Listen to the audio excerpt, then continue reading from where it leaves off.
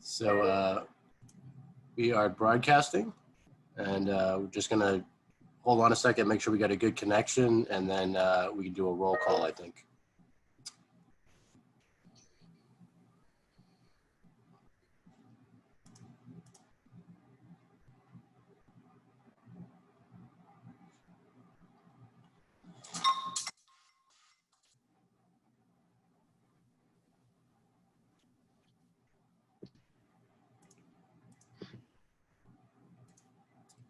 Okay, Mike Dissett, are you there with us?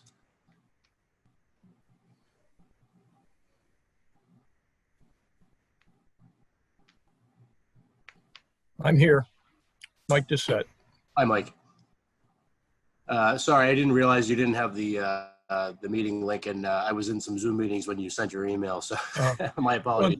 Well, there was a link printed on the agenda that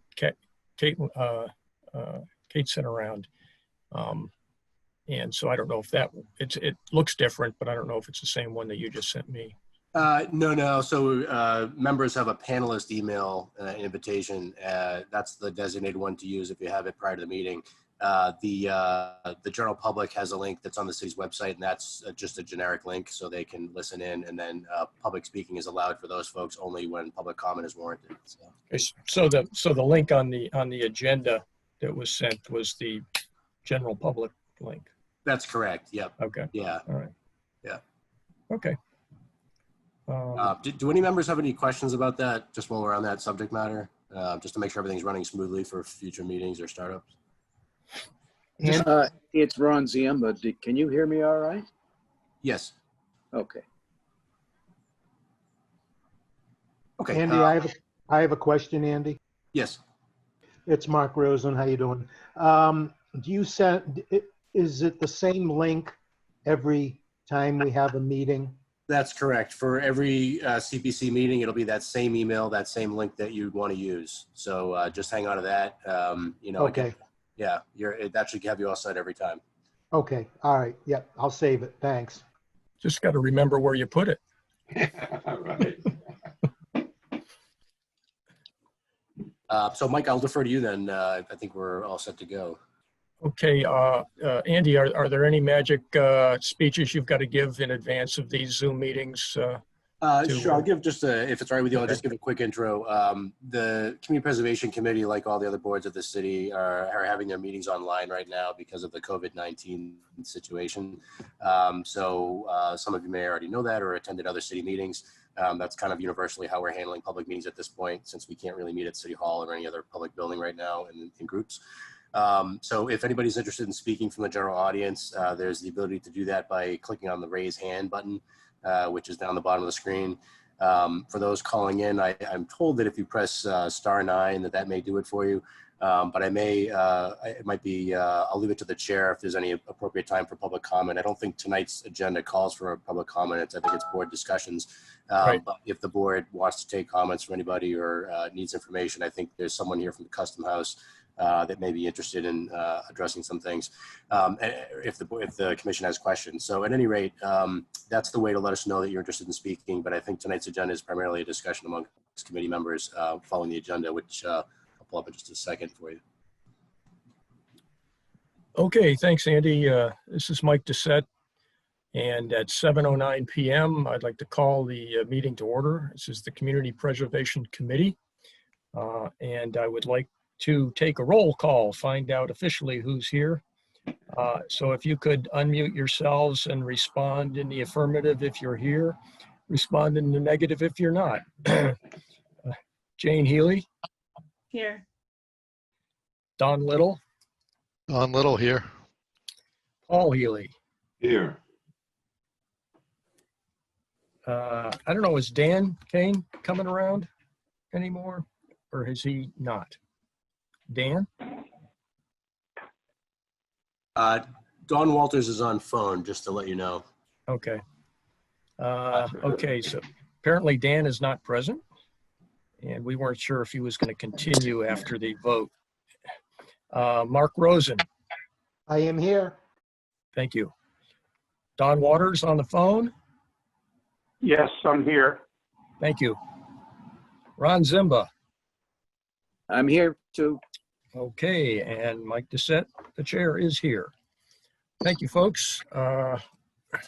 So we have received from our package for the meeting, including the agenda, staff reports, updates, a new schedule showing outstanding amounts of from prior awards, and I think that about covers it. Oh, a copy of the City Council order, which we will talk about, and hopefully Andy will be able to shed some light on what the amendments were that are referenced but not included.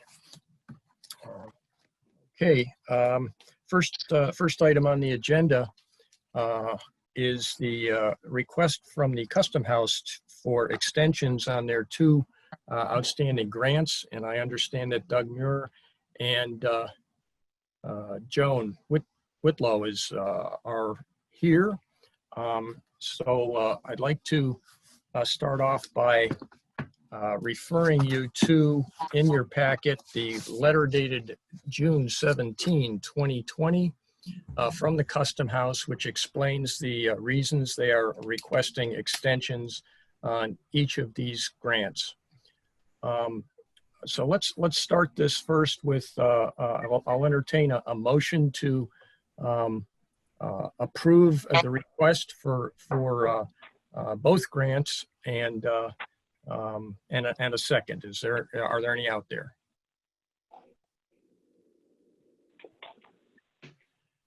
Okay.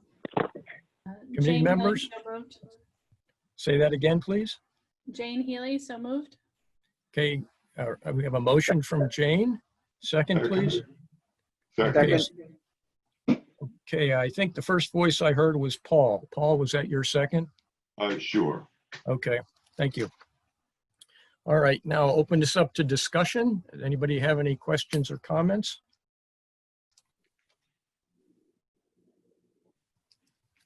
All right. Hearing none, we should, I think I would like to recognize Doug or Joan to weigh in briefly before we have the vote and see if we need any further discussion. Doug or Joan, you have the floor if Andy would arrange that. All right, this is Doug Muir. Can you hear me? Yes, Doug, thank you. I don't know that I need to present anything other than what's in the letter, but I'm happy to answer questions. I think the letter speaks for itself. I mean, because of the change of ownership, the awarding of the grant was delayed by the City Council. Ultimately, it was awarded and we signed a grant agreement. But meanwhile, we lost a year in terms of the slate roofer on the slate roofing project. We did complete the work. We completed the work in early 2020.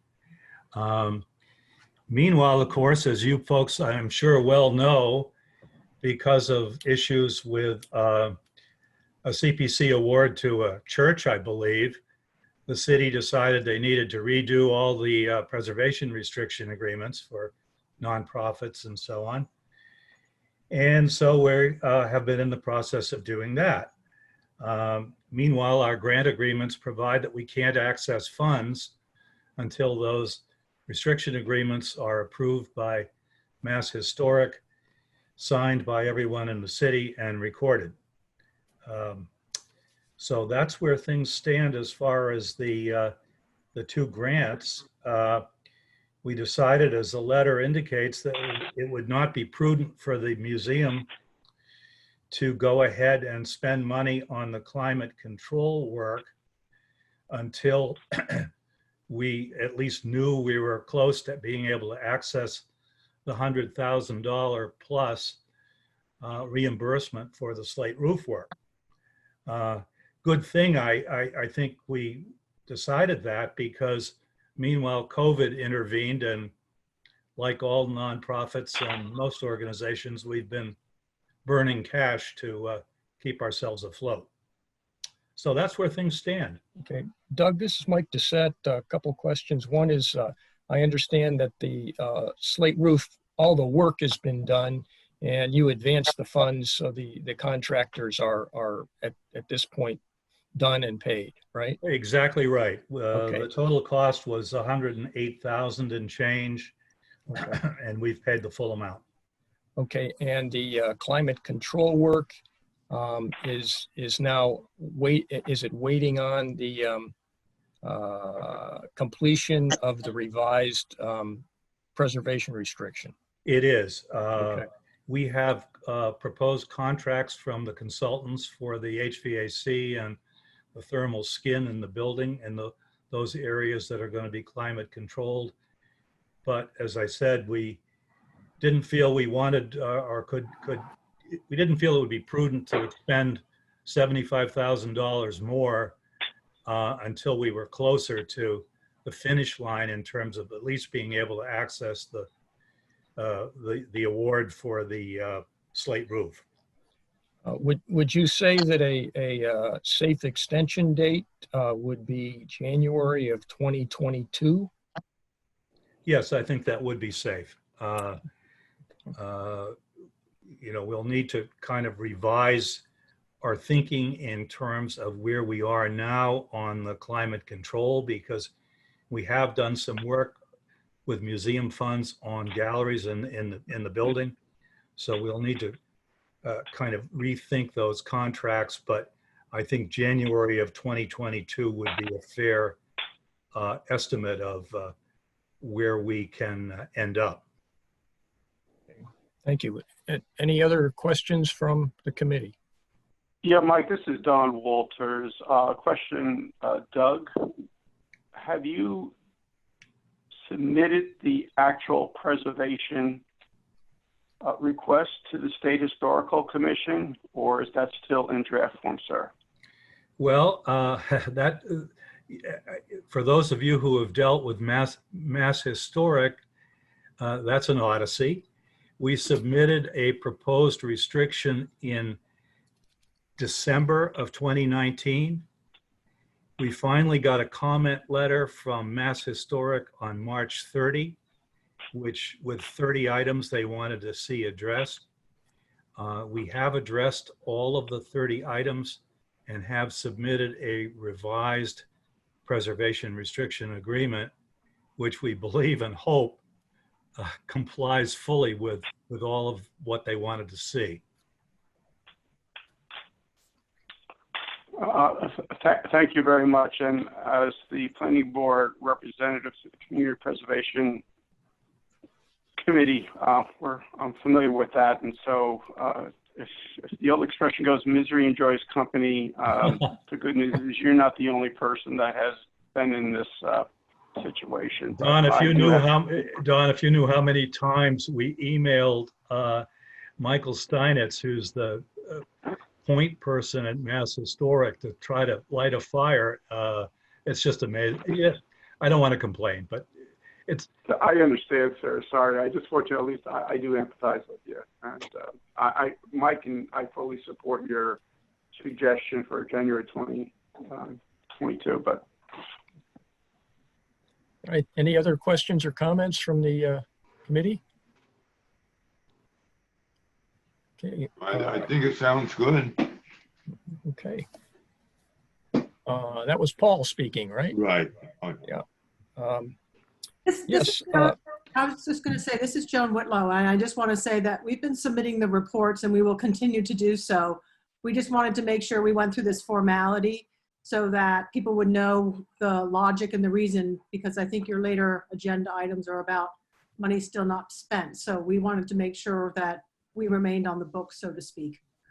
No, we appreciate that, because by our own processes, every 12 months this should happen with incomplete projects. Right.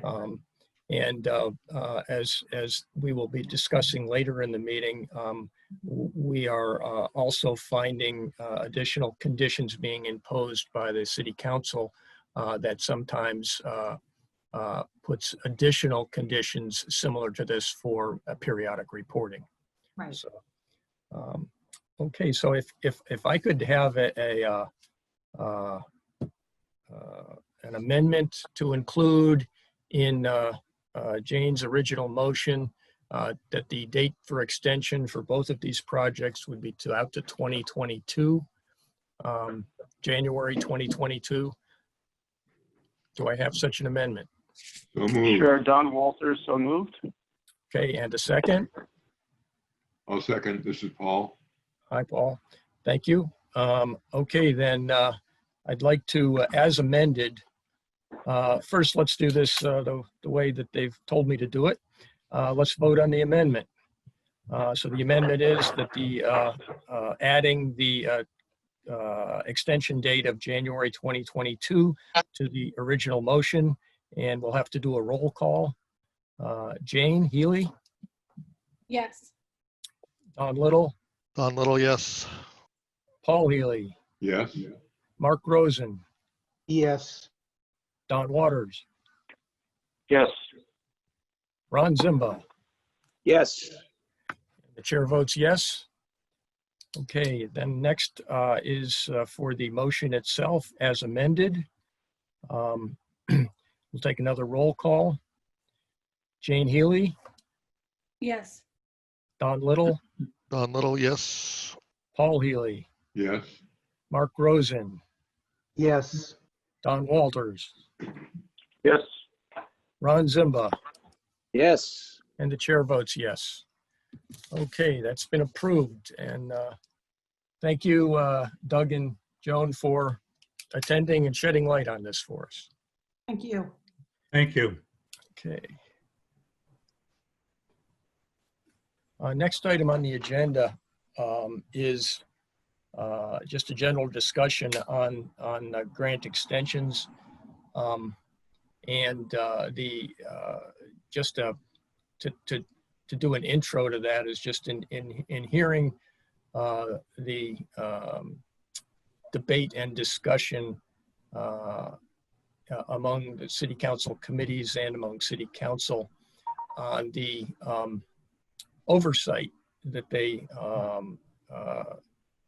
are feeling they need to a greater extent than before on the appropriations once they are approved by city council. I believe we are going to have to pay closer attention to requiring that annual official request, review, discussion by us, and vote on approving the extensions. That being said, we are also, I believe, going to have to be cognizant of additional conditions that may be put on the appropriations, which require either a termination of the appropriation at a fixed date without an extension, or require a vote for an extension, possibly by city council. So at the moment, without those conditions, my suggestion would be for us to continue with our processes, but make sure that each outstanding item has to be revisited at least annually and be extended. Then without, and that's without any superimposed additional condition that might have to answer to city council. Any discussion on that? Mike, Go ahead. So, was that Okay. done? Well, I think that was Don and Paul. I'll go Oh, first. Sure. Mike, the one question I have is with respect to if an extension is to be granted, as the city council or perhaps Andy or Caitlin or others in the planning office may provide guidance, before we can act on such an extension, and assuming we would grant it, does the applicant or the person that has the grant, do they actually have to file a request to have it extended, or is this something where we'll just automatically do it? I know it's perhaps a detail, but I think in general, in dealing with the city council, it is prudent to be as specific as possible. Yeah. Well, our process in the past has been that we respond to a written request. And it can be in the form of a letter, but it's a request that cites a reason, a justification why it hasn't been able to be completed, and what's left to be done. And that's generally what we're looking at when we vote to extend these things. Mike, Right, so Mike, just to extend on that, so I guess I was thinking, so if we did not receive something, then is it reasonable to infer that the funds will be cut off? In other words, but for a positive action request by the applicant or the person receiving the grant, we do not grant the extension? Again, I know it's a fine detail, perhaps. But, yeah, this is Andy. Can I speak to that, Mike? Sure. There's one important point, I think, also to note, the transition that we made last year to formal grant agreement contracts that are signed, basically the mayor being the chief elected official, signing those contracts with the grant recipients. The prior protocol had been that there's sort of an award letter that comes from the CPC, signed by the chair and signed by the grant recipient, agreeing to the terms of the grant, obviously, and making, certain caveats and references within that letter. Kopelman and Page, our legal advisors, based on, I forget the exact instance, but going back and dealing with some problems we had had in the past, we had gone back and basically updated that protocol to have a formal contract signed properly, in this case by the mayor. The essence of that being that the CPC is technically an advisory board to the city council in making appropriations. The council actually makes the appropriations, and then the mayor, as the chief elected official, will be the one to enter into contracts for those grant agreements to set those details out and to sort of enforce it. The practical reality is that as Mike said, we respond back to people who are asking for an extension on their grant timeframes. We also try to track, and I think that's why you have it further on your agenda tonight, a listing of the outstanding projects and monies. But we wanted to kind of keep tabs on those things a little better. And I know that's why you look for the quarterly reports on projects, and so that you're aware of them, and we can flag them, you can flag them, even if the applicant doesn't come in. But the reason I mentioned the contract structure of the contract change with the city for these grant agreements, and again, this is based on our legal advice from Kopelman and Page, our legal advisors, as the proper protocols to follow. Technically, I would argue that the formal extensions going forward should be signed. Maybe it could be a letter, it could be an email even, but something from the mayor, just confirming that the city has granted or provided those extensions. I do think because the CPC has for years done the grant agreements in the form of a short letter and granted the extensions and monitored the projects, I do think it makes sense to do that, at least at a bare minimum, on the projects that the CPC was handling prior to that, last year's transition. I still think it makes good practice to circle back with the CPC regardless. But I think from a technical perspective, the applicant technically needs to get some sort of sign off from the mayor for that extension to the grant agreement. And as Mike, I think, pointed out, it has to be consistent with the city council vote. So if there was a sunset in the city council vote, and we'll speak to some of that later on tonight, there was actually a couple of sunsets that were put on some projects this time around, that those would be part of the stipulation as well. And the CPC would not be able to essentially override the city council on that because the CPC is technically advisory. This is Mike. I think I understand the process, and I understand the new grant agreement as running between the city, that is the mayor, and the recipient. Andy, remind me, does the grant agreement have the requirement in it that the funds be expended within 12 months, and if they aren't, that they have to come back and ask? As we discussed here, I can pull up a sample of that. I believe that language is in there because we tried to carry all the basic terms that the CPC had. I'll confirm that as we're talking here, just to get the exact language. But we carried us. What we essentially did was took the form contract for this purpose, that for CPC appropriations and grant agreements that Copeland and Page provided, and they provide to other communities. We used that template. We provided in those details for particular projects, and of course the typical deadlines or caveats that the CPC here would have. And then we added in particular details for the project, or at least references to the associated documentation of that project, to make sure that there was clear reference to what they were allowed to spend the funds for instance. And I'll look for that document right now just to check for you. Okay, thanks. Well, I think then, I agree that, going forward for the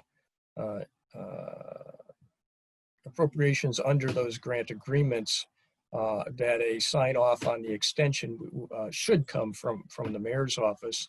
What I question is whether it's doing a disservice to the mayor just with that office having to deal with that without having some vetting of it and a recommendation coming from us that says we've looked at this request. It's justified, and we recommend that it be extended. Maybe having some kind of a discussion with the mayor's office to lay some groundwork on that, because I also am concerned that in dealing with this process of extensions, that we not step on toes as between council and the mayor's office. Mike, let me just state for the record that I agree with you on that. The mayor's office, given all the responsibilities that the current mayor and any future mayor may have, I think it definitely makes sense for our office staff, in this case, Caitlin and I, and the CPC itself, to provide that advice before any formal extension is granted, because obviously you're going to know much better on the particular details just based on your focus and bandwidth. Yes. Yeah, this is Paul, and I would agree with that. That it would be, it's certainly up to the mayor or whoever is a contract to actually execute the extension. But I really think it would work out better for everyone if we were, just as in we advise the city council to appropriate these grants, we can advise the mayor to issue an extension. I'd like to circle back to something that Don mentioned, and that's the expectation on the part of the grant recipient that they would be cut off absent a request for an extension, and any unused money be revert. I don't think that is the case. I think the language has always been, it may be clawed back. So, come and ask us, because otherwise it may be clawed back. Part of this is just motivation and oversight that the money that's appropriated is being used for the good works that we've recommended, rather than just sitting. So I guess in dealing with what appears to be a significant list of housekeeping to go out and tap on some shoulders and say, we need a request and justification. Otherwise, this money will revert. I think that might be the way to go on these older ones, rather than rely. I don't think we can rely on any expectation that it'll just disappear. I think it does call for an effort to get their attention, and if that effort fails, then shame on them. But I think that effort ought to be initiated at our end first.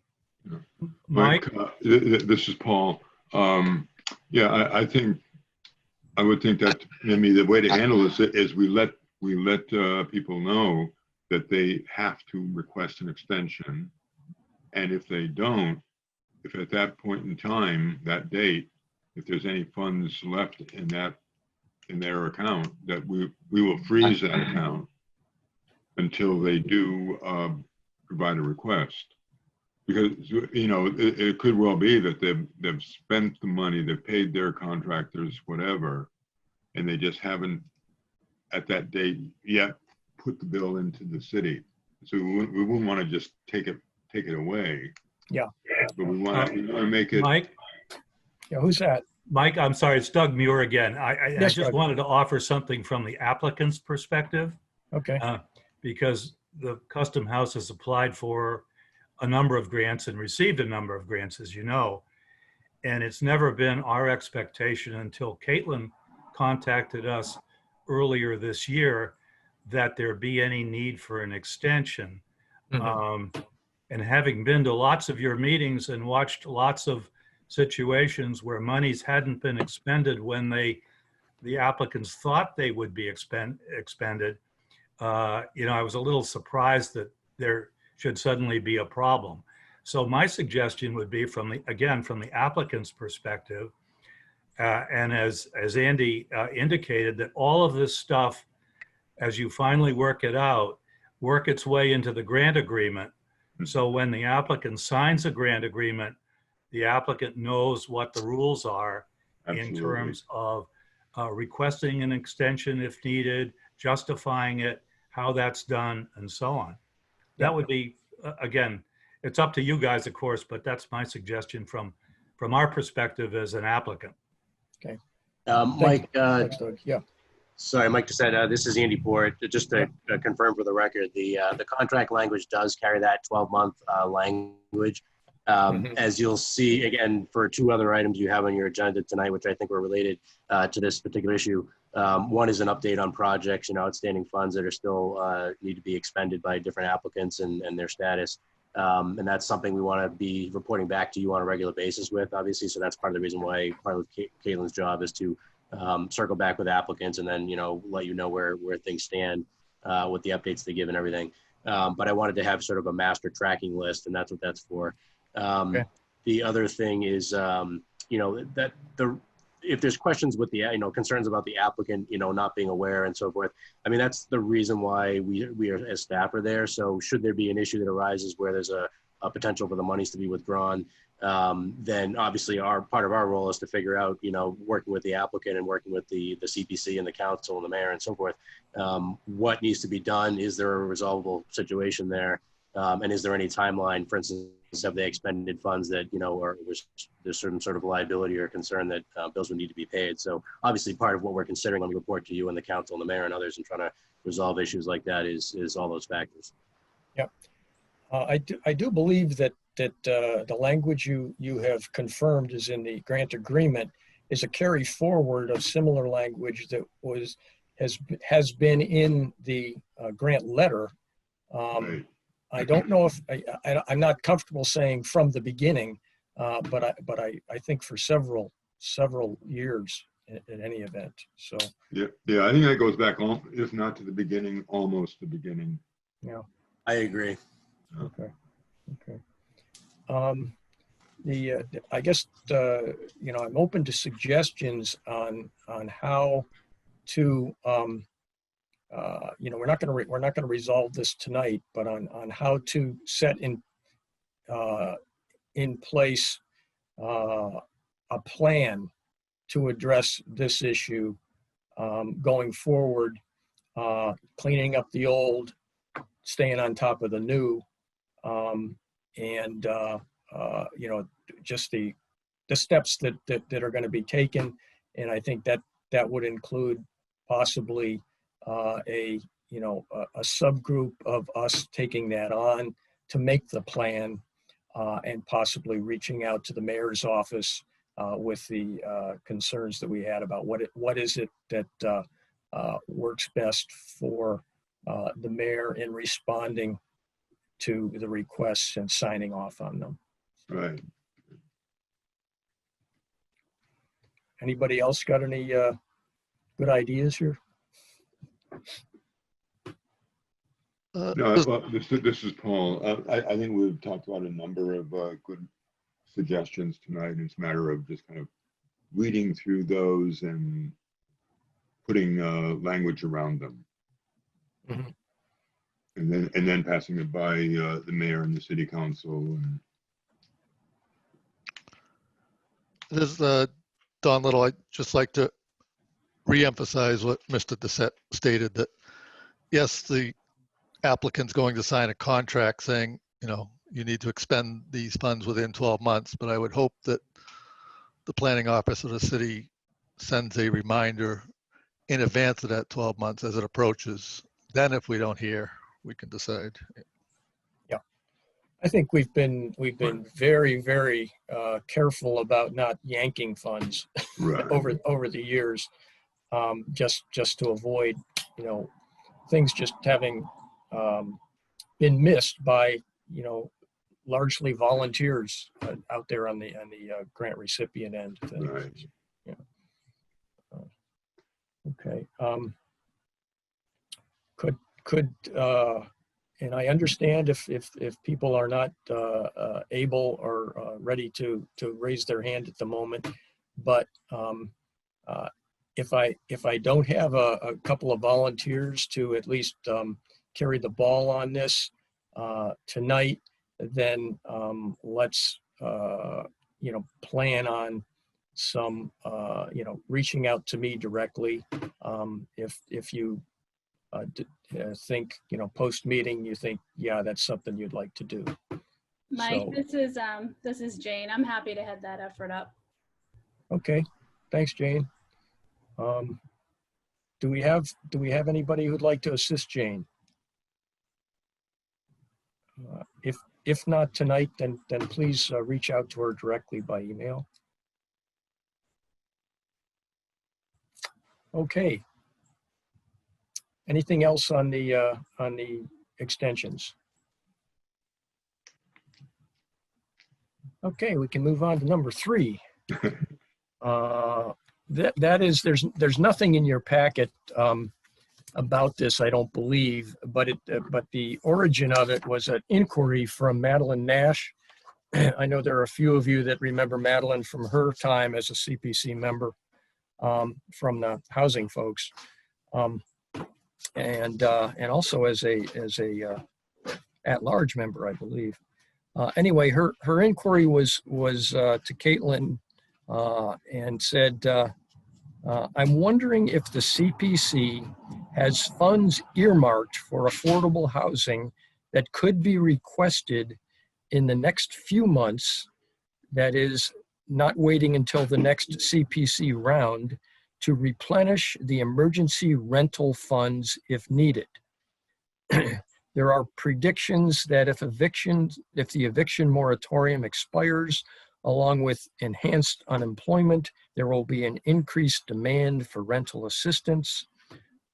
Could you inquire about the possibility of the trust, that's the Affordable Housing Trust, seeking CPA funds out of the RFP sequence for that possible purpose? So I just want to put that thought out there with my response to Madeline was that as far as I personally was concerned, I thought that it was would be certainly an emergency to be taken out of sequence, as well as an appropriate use of the funds. And I believe that there are many preservation committees around the Commonwealth that are employing and addressing emergency rental assistance with CPA funds now. Anybody have anything just to comment on that? This is Paul, and I would certainly agree with that. You know, if that's not an emergency, that's, I don't know what would be. Yeah. And also, I'm wondering, do we have anything in the affordable housing sector reserve funds, not reserved for affordable housing trust, but just a general reserve? I don't believe, I don't believe there is any longer a balance in an affordable housing reserve. Of the Oh, general okay. fund. Yeah. Because that's certainly easier to go after as an emergency. Right. But in general, yeah, I would, they can absolutely apply to my way of thinking. Anyone else? Questions or comments? Don Little, I just had a curiosity question. I don't know, maybe for Caitlin. The email that you read from Madeline, Mike, I thought I heard you use a phrase something like to replenish a rental assistance fund if it is depleted. I mean, is there an existing fund?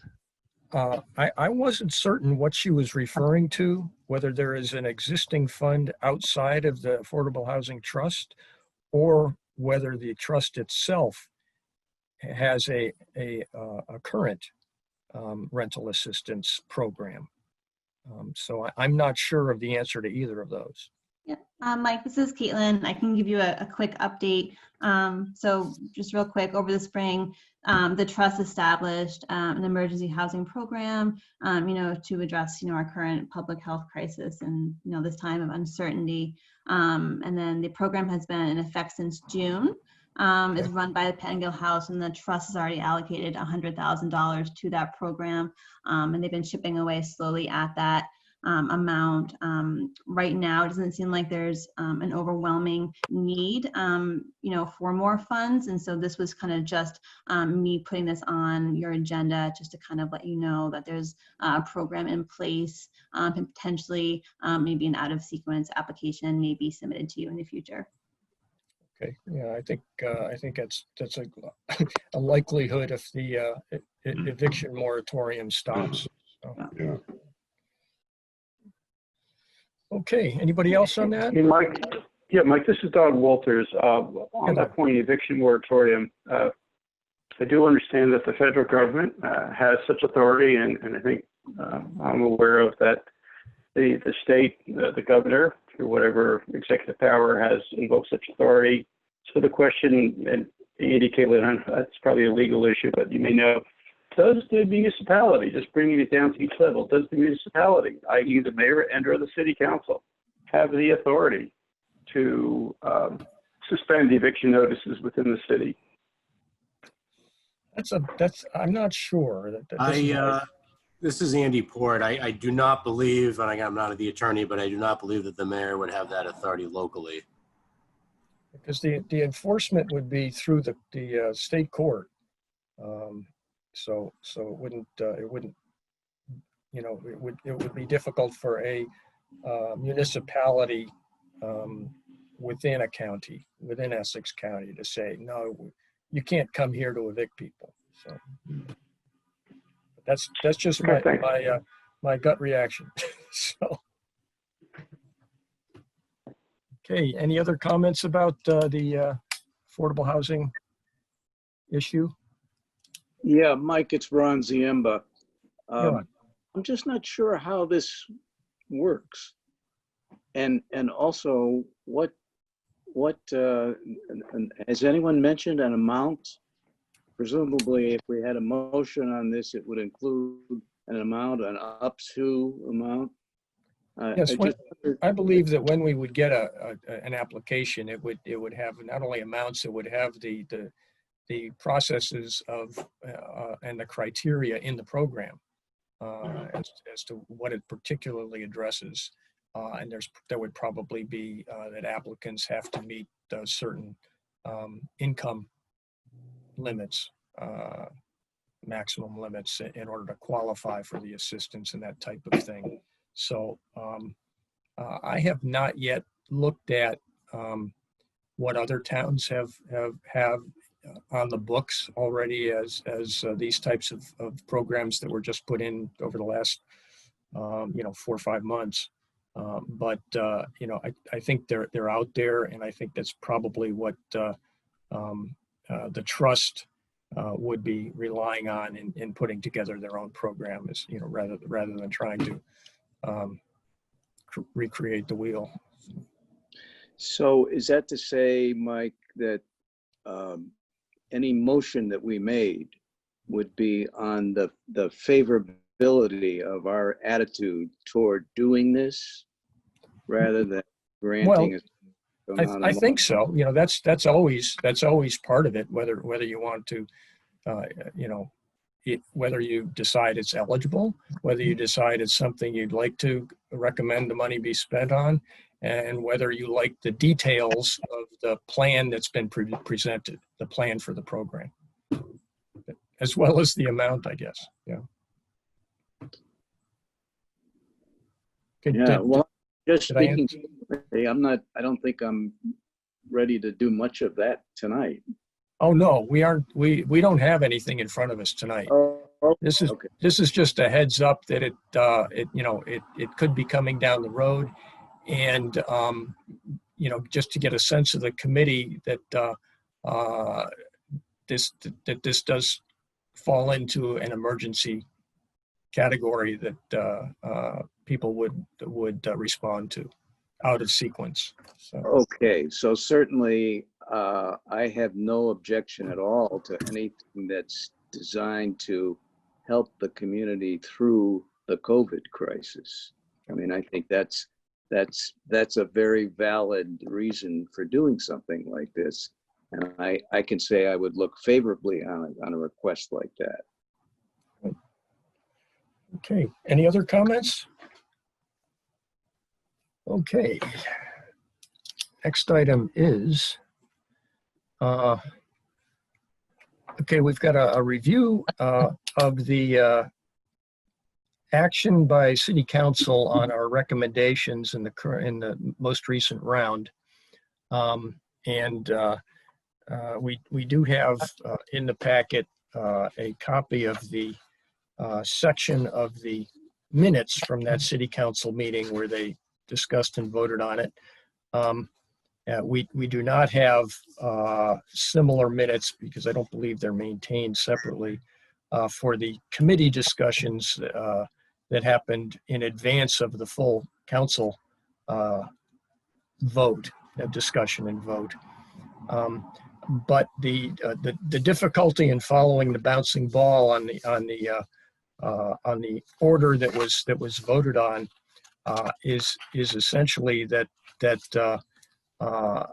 many of them were amended and then voted as amended and passed as amended, but the amendments themselves are not contained within the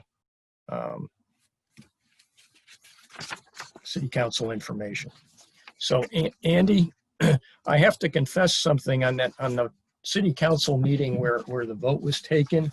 I had a meltdown electronically here on my system, so I did not even make it far enough into the meeting to hear the discussion and the vote. So I'm going to have to rely on your notes and your memory on filling in the blanks here. Okay. Sure. Yeah. Can you all see the document I have on the screen here? Mm-hmm. Yeah. So what I've done is that the council order that was drafted by the city clerk's office, I think they've got a lot on their plate right now. So they just kind of quickly drafted together a summary of the discussion that happened at the meeting. Really just the fact that there were motions made and seconded and so forth. But it was a little bit confusing the way that they had drafted it out. And I think we're still waiting for them to get it signed. But because there were several different amendments that were made on the floor during that meeting, it became a little bit harder looking back at the document that they put together to figure out, for people down the road maybe, to figure out exactly what the conditions were or the amendments were that were made on the floor, including some conditions on timing for the use of funds, which is something you were discussing a little while ago. So what I thought would make sense is just to I put together kind of a cheat sheet version of the order with some notes, and I'll go through just to explain to you what the council did as far as some additional caveats they put on the appropriations they made consistent with your recommendations. They still put some caveats on it, so I just thought it would make sense to kind of summarize those for you. And if you have questions, you can let me know. Yes. Okay. So the first one, if you can all see here as I'm going along, the down payment assistance program, Councilor Zeid made an amendment that the funds would expire unless there's already a vote taken by the council before then. It would expire on June 30th, 2023. Excuse me, that was an explicit caveat in there. The Newburyport Public Library, this one, the caveat there and the concern was relative to a preservation restriction. And so because the library is under city ownership, there's not the same statutory obligation that the city get a preservation restriction on the building because the city already has some level of protection on it. We obviously still pursue that anyway. But at any rate, what the council was clarifying was just that the funds could be released, again, to another city, another arm of the city, could be released from one arm of the city, the CBC, council side, to the library side, to do the construction prior to the preservation restriction for that building being on record. That was for two reasons. One, because the work involved, which had to do with an HVAC system, wasn't really impacting much of anything historic.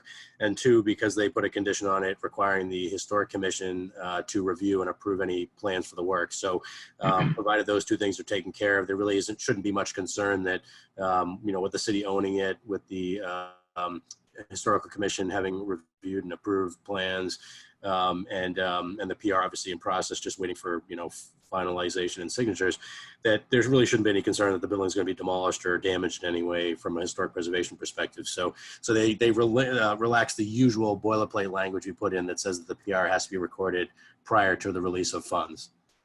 That same issue came up with the Cushing House, the number 4 project. And so on that one, they also indicated that funds could be released prior to the recording of the perpetual PR. And the reason why that made sense is because there is already a preservation restriction in place. Although it is not a perpetual restriction, it's 10 years and goes it goes a few years longer than now. So should be plenty of time to get Mass Historical final approval of the preservation restriction so drafted. They also, by the way, a footnote to that one, on this project, the Cushing House, there was a prior year appropriation for electrical work. This year's was for the courtyard. In that floor amendment, they not only made it clear that this year's funds could be released prior to the PR being recorded, but also last year's. I know that Susan Edwards and the society had been working on the PR for some time, I guess, but there was some concern that they could also get access to those funds for work that they had already paid a contractor for. There was some question there about whether they knew about the deadlines and so forth, but I will say that everybody who signs an agreement, whether it's a letter from the CPC or the contract with the mayor, on behalf of the city. Either way, there's clarification in there about the deadlines and so forth. And obviously there's reporting back to the CPC that's required. But in any case, that was relaxed to allow the funds to be released for both last year's project and this one prior to the PR being in place, just so that we weren't holding things up unnecessarily when the PR wasn't really in jeopardy. The rail trail project, this one was a little bit more complicated. There was a fair amount of debate about this one. I won't go into all the background of that unless folks want more detail, but in summary, Councilor Zeid made an amendment, and this was reflected in an attachment that he provided for the council right before the meeting, I think. But it was incorporated essentially by the 4 amendments that said the whole project, instead of being one lump sum of $250, would be broken down into these subcategories. So project 6A was going to be the wastewater treatment plant, soil cleanup and opening of the trail, $50,000 allocated for that specific portion of the project. Now remember that when Jordy submitted the project, it was closing the loops in a couple of different places along the trail. And the council decided they wanted to break it up a little bit more specifically and put caveats on those subsections of the project. Project 6B, they broke it down into the Parker Straight Street crossing, which is $50,000. And a fair amount of that money is actually coming from the state from the Complete Streets program. So we're lucky that that's sort of additional funding provided to sort of fill the gap there. But that project should be proceeding along. We're hopeful that this fall might be under construction and completed before the winter. Project 6C, the rest of it is really for the shoreline protection and revetment, the bike path project. I can go in more background if you want on that project, but the caveat they put on that one was that $150,000, the rest of that $250, could only be used if there was a confirmation from the state, essentially, that we got our MVP, Municipal Vulnerability Preparedness Grant, by the end of this calendar year. So it was a little bit convoluted the way that the motion went and everything, but there was a floor amendment made to make it 1.5 million, and then it was reduced to 1.3 based on the actual grant, expectation and so forth. Jordy and I are not keen on this particular amendment. We think it unnecessarily circles the money back to the general pot when it's very well going to be needed for the project regardless, even if a day or two makes a difference here. And we go beyond a threshold, everybody has to circle back again and do the whole process just to get the appropriation. So we don't necessarily think that makes sense, but the council's decided to set that limit, and hopefully we'll get that grant, and that will not be an issue. And we'll really just be filling the gap in that grant. But I did actually attend a meeting earlier this evening with the Water Sewer Commission to talk to them about the potential for them to need to provide gap funding or some funding for that project as well, because it's not just a bike path now, it's really about protecting the treatment plant underneath first. So at any rate, that's what they did. They broke this rail trail gap project down into 3 smaller sub projects for clarity and distinction. Then there's the Artichoke River project. Councilor Zede had an amendment on this one that all the other funding sources had to be approved, obviously, and in place before the city would, transfer funds for the closing on this open space or CR acquisition. And that'll be something that Jordy will have to, confirm before our finance office, wires any funds for closing. The council wanted to review and approve the purchase and sale agreement, the CR and deeds and so forth. I don't know that that's, that sometimes the council takes a heavier role in those things. Sometimes they don't. It depends on, the composition of the council and their interest. But in this instance, there were at least a couple of councilors interested in seeing the base documents before anything was, signed by the mayor or closed and so forth. Because it's not, the deed is not coming to the city. The city is appropriating funds for this conservation restriction on the land. But the idea is that the land would actually be held by Essex County Greenbelt. So there was some concern there on the council's part that the language be appropriate. So they obviously wanted to have a little check and balance on that. So those were the changes made to the projects. There happened to be a duplicate paragraph in the order as written, which isn't a big deal. And then there was one correction. Again, this is just sort of the cheat sheet, I think, for sort of Caitlin and I in the office. But there was no floor amendment made on these two, so the clerk's office was correcting this before they're having it signed by the council. I don't know if councilors already signed it, but they corrected this because there were no floor amendments made on that project there. So by attaching the amendments, the floor amendments that came from Councilor Zede to this order and those adjustments being so referenced, that is essentially what got approved this time around. They put a little more caveats on what the CPC recommended. Andy, can you confirm that there was an additional proposed amendment to, I imagine it would be 6B, the Parker Street 50,000, that it be spent only within the jurisdiction of Newburyport, that was not passed? Yeah, the council order here indicates it sort of goes back and forth, right? You have to read all the lines, but that motion did not succeed. However, that was never really the intent of the project, this application anyway. Right. All the funds would have been spent over by where Kelly's Hardware is. So, on that section of Parker Street and State Street. So it wasn't really an issue, but because last year, Jordy and I had tried to pursue some funds and use of those funds at the Parker Street or the Newbury Town line at Parker Street to meet that connection there. And that was rejected by at least 1 or 2 councilors. It was not proposed this time, but there was some anxiety about that. So they made it very clear that in their discussion that they didn't want that, but it was never part of this project and won't be used for that purpose anyway. Okay. All right. Anybody have any questions or comments about what happened at City Council? Yeah, this is Paul. The only question I have really is regarding the grant to the Affordable Housing Trust, where they want it to expire on June 30th, 2023. I've always felt that our granting to the Affordable Housing Trust really was that a grant. We gave them the money, and they could use it when and how they saw fit. But there, what you know, the idea of a deadline or expiration date did not apply. Yeah, I mean, and just to be clear, the city council is the entity that does the actual appropriation, so they can set those limits. The CPC provides the recommendation, and like I said, they put that on the rail trail project this year in addition to the housing trust project. I know they have the right to do it, but I just don't.